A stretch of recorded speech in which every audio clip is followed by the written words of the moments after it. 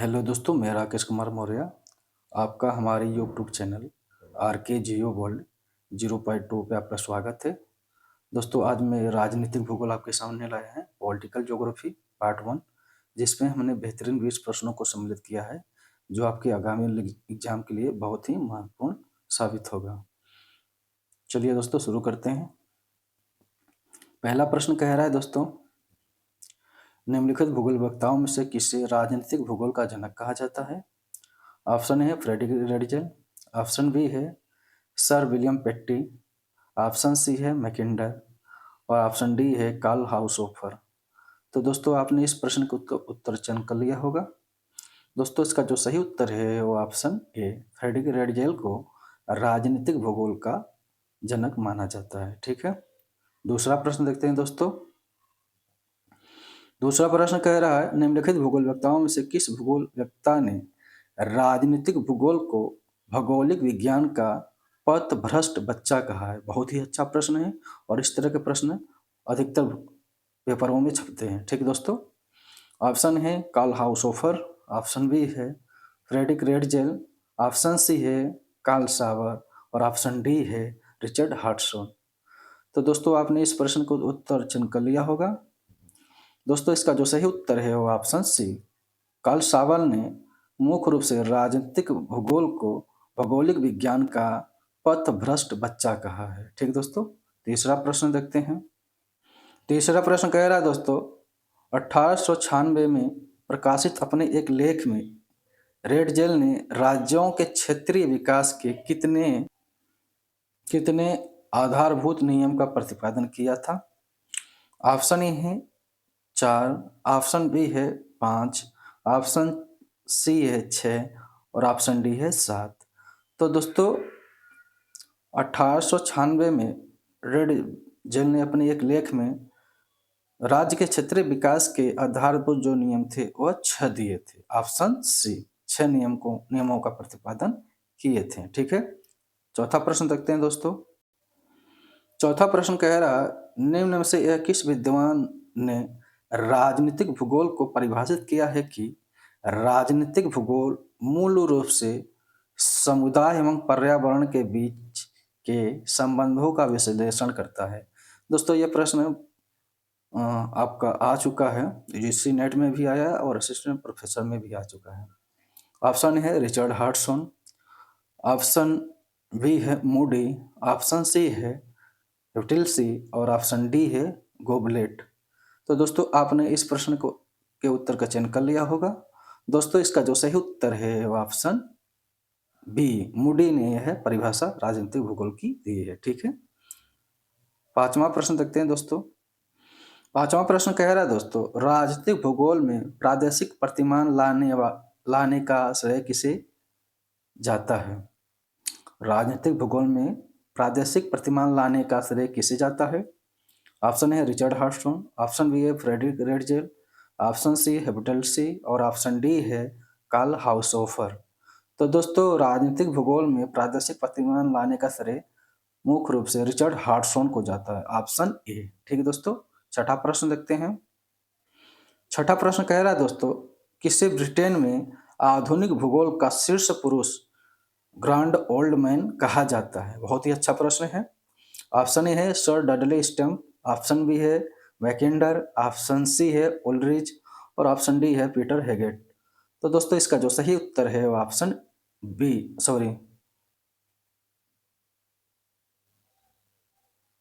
Mackinder को। ठीक है दोस्तों, ऑप्शन बी मैकिंडर को कहा जाता है grand old man of Britain में। ये सबसे पुराने जोग्राफर के रूप में जाने जाते हैं ब्रिटेन में। ठीक है, ऑप्शन बी मैकिंडर को। ठीक है, सातवां प्रश्न देखते हैं दोस्तों। सातवां प्रश्न कह रहा है दोस्तों, किस वर्ष को राजनीतिक भूगोल के विकास के इतिहास में एक महत्वपूर्ण विभाजक वर्ष के रूप में जाना जाता है? बहुत ही अच्छा प्रश्न है। ऑप्शन ए है 1930, ऑप्शन बी है 1931, ऑप्शन सी है 1932 और ऑप्शन डी है 1933। तो दोस्तों, इसका जो सही उत्तर है वो ऑप्शन डी 1933 को मुख्य रूप से राजनीतिक भूगोल में एक विभाजन वर्ष के रूप में जाना जाता है। ठीक है, आठवां प्रश्न देखते हैं दोस्तों। 8वां प्रश्न कह रहा है, किस भूगोलवेत्ता ने राजनीतिक भूगोल की आलोचनात्मक टिप्पणी करते हुए कहा है कि राजनीतिक भूगोल मानव भूगोल का मृतप्राय पश्च जल है। बहुत ही अच्छा प्रश्न है और इस तरह के प्रश्न भी आपको आपको राजनीतिक भूगोल में छपने के देखने को मिलेंगे दोस्तों, 100%। ठीक है। ऑप्शन ए है रिचर्ड हार्टसन, ऑप्शन बी है ब्रायन बेरी, ऑप्शन सी है कार्ल हाउसहोफर और ऑप्शन डी है कार्ल सावर। तो दोस्तों इसका जो सही उत्तर है वो ऑप्शन बी, ब्रायन बेरी ने मूल रूप से कहा था कि जो राजनीतिक भूगोल है वो मानव भूगोल का एक मित्र प्राय पश्च जल है। ठीक है। 9वां प्रश्न देखते हैं दोस्तों। 9वां प्रश्न कह रहा है, चेंजिंग वर्ल्ड नामक पुस्तक किस विद्वान का है। बहुत ही अच्छा प्रश्न है और इस तरह के बुकों का जो सीरीज पूछे जाते हैं आपके पेपरों में, चाहे वो नेट का हो चाहे असिस्टेंट प्रोफेसर का हो। चेंजिंग वर्ल्ड नामक पुस्तक किस विद्वान का है। ऑप्शन ए है ईस्ट एवं मोडी, ऑप्शन बी है कैपर्सन एवं मिंगी, ऑप्शन सी है रिगले एवं मुंगी, ऑप्शन डी है ईस्ट एवं स्पेट। तो दोस्तों आपने इस प्रश्न के उत्तर का चयन कर लिया होगा। दोस्तों इसका जो सही उत्तर है वो ऑप्शन ए ईस्ट एवं मोडी की ये पुस्तक है। ठीक है, तो आपको ध्यान रखना है। 10वां प्रश्न देखते हैं दोस्तों। अगर आप हमारे यूट्यूब चैनल RK जियो वर्ल्ड 0.2 से अगर नहीं जुड़े हैं तो जरूर जुड़ जाइए और अपनी तैयारी को बेहतरीन बनाइए। इससे अच्छा प्लेटफार्म दोस्तों आपको कहीं नहीं मिलेगा। हो सकता है जहाँ पे आप कहीं पे भी आप हो सकता है यूट्यूब से या कहीं कोचिंग सेंटर से आप पढ़ रहे हों तो वहाँ पर हो सकता है आपको अच्छे नोट्स मिल जाते होंगे टाइपिंग वाले, या इलेक्ट्रॉनिक बोर्ड पे आप पढ़ रहे होंगे अच्छे दोस्तों। मगर मैं लिख के पढ़ा रहा हूँ अच्छे बुकों को अध्ययन करके, वहाँ से क्वेश्चन जितने भी दोस्तों हम यहाँ पे क्वेश्चन दिए हैं वो RD दीक्षित के और अधिकारी सर से, और इसी तरह से मैंने 2-3 बुक और हैं जो पॉलिटिकल ज्योग्राफी के, वहाँ से हमने लिए हैं, अच्छे बुकों से लिए हैं दोस्तों, अच्छे बुकों से जो यूनिवर्सिटियों में चलते हैं। ठीक है, तो आप हमारे यूट्यूब चैनल से जरूर जी। हमारा जो दोस्तों जो क्वेश्चन होते हैं बहुत ही स्टैंडर्ड लेवल के होते हैं जो एग्जामों में छपने वाले होते हैं। ठीक है, मगर क्वेश्चन के जो हमारे क्वालिटी बहुत ही अच्छा है और अदर प्लेटफार्म के माध्यम से। ठीक है, तो हमारे यूट्यूब चैनल से जरूर जुड़े और हमारे यूट्यूब चैनल को सब्सक्राइब और लाइक जरूर करें। ठीक दोस्तों, 10वां प्रश्न देखते हैं दोस्तों। 10वां प्रश्न कह रहा है, निम्नलिखित भूगोलवेत्ताओं में से किस भूगोलवेत्ता ने सीमाओं को समुदाय के जीवन में जैविक संघर्ष क्षेत्र बायोलॉजिकल बेटिलफील्ड की संज्ञा दी है। ठीक है, निम्नलिखित भूगोलवेत्ताओं में से किसने सीमाओं को समुदाय के जीवन में जैविक संघर्ष बायोलॉजिकल बेटिलफील्ड की संज्ञा दी है। ऑप्शन ए है कार्ल हाउसहोफर, ऑप्शन बी है फ्रेडरिक रेडजल, ऑप्शन सी है जेलेन और ऑप्शन डी है होल्डिच। तो दोस्तों इसका जो सही उत्तर है वो ऑप्शन ए कार्ल हाउसहोफर। कार्ल हाउसहोफर ने मुख्य रूप से सीमाओं को सामाजिक जीवन में जैविक संघर्ष बायोलॉजिकल बेटिलफील्ड की संज्ञा दी है। ठीक है, ऑप्शन ए कार्ल हाउसहोफर। आपने हो सकता है सोचा फ्रेडरिक रेडजल। दोस्तों ये दोनों लोग जैविक राज्य से सिद्धांत से जुड़े हुए हैं। ठीक है, कार्ल हाउसहोफर और फ्रेडरिक रेडजल। 11वां प्रश्न देखते हैं दोस्तों। 11वां प्रश्न कह रहा दोस्तों, सीमाओं का अनुवांशिक वर्गीकरण किस विद्वान ने प्रस्तुत किया था। ऑप्शन ए है रेडजल, ऑप्शन बी है रिचर्ड हार्टसन, ऑप्शन सी हुटेल्सी और ऑप्शन डी है गोबलेट। तो दोस्तों इसका जो सही उत्तर है वो ऑप्शन बी रिचर्ड हार्टसन ने सीमाओं का अनुवांशिक वर्गीकरण प्रस्तुत किया था। ठीक है, 12वां प्रश्न देखते हैं दोस्तों। 12वां प्रश्न कह रहा है दोस्तों, भारत सरकार ने उत्तर प्रदेश एवं बिहार के सीमाओं की विवाद के समाधान के लिए किस आयोग का गठन किया था।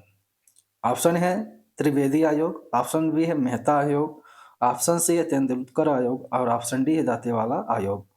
तो दोस्तों इस प्रश्न के उत्तर का चयन कर लिया होगा आपने। दोस्तों इसका जो सही उत्तर है वो ऑप्शन ए त्रिवेदी आयोग का गठन किया था। ठीक है, 13वां प्रश्न देखते हैं दोस्तों।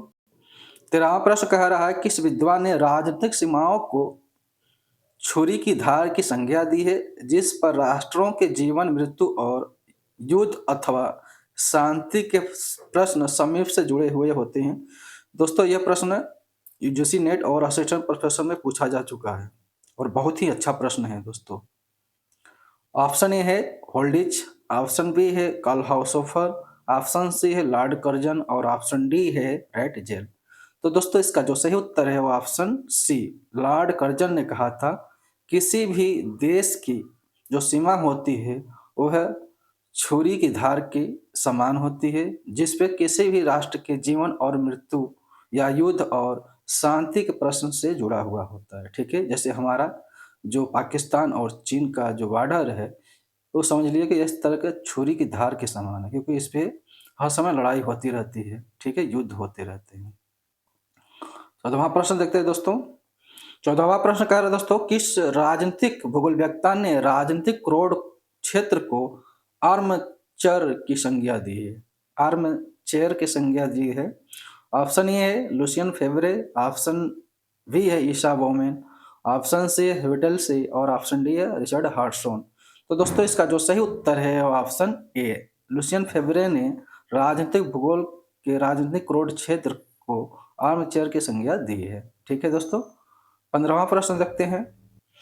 15वां प्रश्न कह रहा है दोस्तों, निम्न से किसे निर्वाचन भूगोल का जनक कहा जाता है? बहुत ही अच्छा प्रश्न है, ये आपका प्रश्न आ चुका है, जीडीसी में पूछा जा चुका है और यूसी नेट में भी आया है। ऑप्शन ए है कार्ल हाउसहोफर, ऑप्शन बी है आंद्रे सिंगफील्ड और ऑप्शन सी है चोरले, ऑप्शन डी है रेड जेल। तो दोस्तों इसका जो सही उत्तर है वो ऑप्शन बी, आंद्रे सिंगफील्ड को निर्वाचन भूगोल का जनक कहा जाता है। ठीक है, 16वां प्रश्न देखते हैं दोस्तों। 16वां प्रश्न कह रहा है दोस्तों, निम्न से कौन सी एक पुस्तक थेयर महान की पुस्तक नहीं है? थेयर महान की पुस्तक नहीं है। ऑप्शन है the influence of sea power upon history 1660, option B है the influence of power sea French revolution and empire 1793, option C है द लाइफ ऑफ नेल्सन 1897 और डी है स्कीम ऑफ ज्योग्राफी 1903। तो दोस्तों इसमें से जो थेयर महान की जो पुस्तक नहीं है वो option D, scheme of geography 1903। दोस्तों ये थेयर महान की पुस्तक नहीं है, ये है विलियम मॉरिस डेविस की पुस्तक। ठीक दोस्तों, विलियम मॉरिस डेविस की पुस्तक है ये। 17वां प्रश्न देखते हैं दोस्तों। 17वां प्रश्न कह रहा है, मैकेंडर द्वारा प्रतिपादित मिडलैंड बेसिन की संकल्पना किस वर्ष दिया गया था? बहुत ही अच्छा प्रश्न है दोस्तों, ये प्रश्न पूछा गया है। किस वर्ष मैकेंडर द्वारा मिडलैंड बेसिन की संकल्पना का प्रतिपादन किया गया था? मिडलैंड की बात कर रहा है अटलांटिक महासागर की। ठीक दोस्तों, ऑप्शन ए है 1904, ऑप्शन बी है 1919, ऑप्शन सी है 1943 और ऑप्शन डी है 1946। तो दोस्तों इसका जो सही उत्तर है वो ऑप्शन सी 1943 में मुख्य रूप से मैकेंडर ने मिडलैंड बेसिन की संकल्पना का प्रतिपादन किया था। ठीक है, 18वां प्रश्न देखते हैं दोस्तों। 18वां प्रश्न कह रहा है, सर्वप्रथम किस विद्वान ने हार्टलैंड शब्द का प्रयोग किया था? सर्वप्रथम किस विद्वान ने हार्टलैंड शब्द का प्रयोग किया था? दोस्तों ये भी क्वेश्चन आपका हरियाणा असिस्टेंट प्रोफेसर में और असिस्टेंट प्रोफेसर में पूछा गया है। ठीक है दोस्तों, ऑप्शन ए है फेयरग्रीव, ऑप्शन बी है मैकेंडर, ऑप्शन सी है एटी महान और ऑप्शन डी है स्पाइकमैन। तो दोस्तों इसका जो सही उत्तर है वो ऑप्शन ए, फेयरग्रीव ने सर्वप्रथम हार्टलैंड शब्द का प्रयोग किया था, जबकि 1919 में मैकेंडर ने इसको एक संकल्पना के रूप में प्रतिपादन किया था। ठीक है, अगला देखते हैं 19वां प्रश्न। 19वां प्रश्न कह रहा है दोस्तों, जियोग्राफी ऑफ पीस नामक पुस्तक किस विद्वान का है? ये दोस्तों बार बार प्रश्न पूछा गया है। ज्योग्राफी ऑफ पीस किस विद्वान की पुस्तक है? यह प्रश्न बार बार पूछा गया है, इसलिए मैं इस प्रश्न को आपके सामने लाया हूँ। ऑप्शन ए है मैकेंडर, ऑप्शन बी है स्पाइकमैन, ऑप्शन सी है एटी महान और ऑप्शन डी है फ्रेडरिक रेडजेल। तो दोस्तों इसका जो सही उत्तर है वो ऑप्शन ए, स्पाइकमैन की ये पुस्तक है दोस्तों। ठीक है, स्पाइकमैन ज्योग्राफी ऑफ पीस। ठीक है, इस पार्ट का जो राजनीतिक भूगोल पार्ट वन का हम 20वां प्रश्न देखते हैं, आखिरी प्रश्न। 20वां प्रश्न कह रहा है दोस्तों, किस विद्वान ने अंतर्राष्ट्रीय संबंधों के अध्ययन में भूगोल का योगदान 3 प्रविष्टियों पर केंद्रित, खिलाड़ी मैदान, एवं खेल पर बताया है। बहुत ही अच्छा प्रश्न है दोस्तों, और ये प्रश्न छपने वाला प्रश्न है, ठीक दोस्तों। और ये प्रश्न आपका जो है यह सुदीप्तो अधिकारी के बुक से है, ठीक है, राजनीतिक भूगोल, ठीक है। जितने भी इसमें अधिकतर प्रश्न हैं वह आर डी दीक्षित और सुदीप्तो अधिकारी के बुक से मैंने लिया है, जो बहुत ही स्टैंडर्ड बुक माने जाते हैं राजनीतिक भूगोल के क्षेत्र में, भारत में, ठीक है, भारत की बात कर रहा हूँ। ऑप्शन ए है वान डर वुस्टन, ऑप्शन बी है गोबलेट, ऑप्शन सी है प्रेस्कॉट और ऑप्शन डी है फियरग्रीव। तो दोस्तों इसका जो सही उत्तर है वो ऑप्शन ए वान डर वुस्टर ने मुख्य रूप से राजनीतिक भूगोल में मुख्य भूगोल का योगदान 3 प्रविष्टियों पर केंद्रित खिलाड़ी, मैदान और खेल पर बताया है। ठीक दोस्तों, तो दोस्तों ये रहा 20 प्रश्न राजनीतिक भूगोल का पार्ट 1 का, जो बेहतरीन 20 प्रश्न थे। दोस्तों अगला पार्ट में 20 प्रश्नों का जल्द आपके सामने लेके आऊँगा, जिसमें इसी तरह से 20 प्रश्न होंगे बेहतरीन, जो आपके आगामी एग्जाम के लिए बहुत ही महत्वपूर्ण साबित होंगी। दोस्तों आगे आपके 18-19 अप्रैल को आपका हायर एजुकेशन उत्तर प्रदेश का पेपर है। उसके बाद आपका टीजीटी पीजीटी है, उसके बाद आपका टीजीटी है, उसके बाद आपका जीडीसी है, उसके बाद आपका टीजीटी है। इस तरह से आपका प्रश्न इस तरह के पेपर आपके हैं, तो उसमें आपको बहुत जीआईसी भी है, तो आपको बहुत ही हेल्पफुल हमारा वीडियो होगा। ठीक है दोस्तों, अपनी तैयारी बनाते रहिएगा और मेरे वीडियो को भी देखते रहिएगा, जिससे आपको बहुत ही ज़्यादा फायदा होने वाला है। ठीक दोस्तों, ठीक है दोस्तों, कोई भी अगर यूट्यूब चैनल है किसी उसी पे डिपेंड नहीं रहना है, ठीक है, चाहे हमारा हो चाहे किसी का भी हो, किसी पे पूरी तरह से डिपेंड नहीं रहना है। हाँ, उसको देखने के साथ साथ अपनी जो बुक हमारे पास है उसको भी आपको पढ़ना है, ठीक है, क्योंकि सभी तरह से आपको अच्छा नॉलेज लेना है, तो किसी एक पे डिपेंड नहीं रहना है और किसी एक बुक पे भी डिपेंड नहीं रहना है, ठीक है। अलग अदर अदर बुकों का भी अध्ययन, अदर अदर राइटर का भी अध्ययन आपको करना है, ठीक है दोस्तों। तो आज के लिए बस इतना ही दोस्तों, धन्यवाद। अगर आप हमारे यूट्यूब चैनल से नहीं जुड़े तो जुड़ जाइए और हमारे यूट्यूब चैनल को लाइक और सब्सक्राइब जरूर कर दें दोस्तों, ठीक है। धन्यवाद दोस्तों।